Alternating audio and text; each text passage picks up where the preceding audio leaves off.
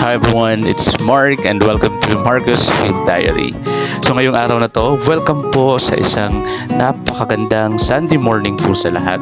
So Sunday, di ba, isa po siyang family day. So kami sa aming mga magpipinsan, sister-in-law ni Mama at mga pamangkin, andito kami sa resort sa Initaw, ang Australia Overview Resort na sobrang ganda. Isang tinatawag daw nilang infinity pool, no? Sobrang ganda siya, may pambata at saka may pang adults.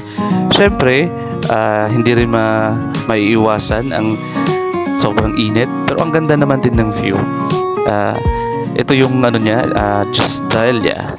So pag dito nagki-cater din sila ng mga kasal, venue for seminars, training, meron naman sila. So yun nga, sobrang ganda, malinis yung tubig kasi every night pala nila ito nililinisan.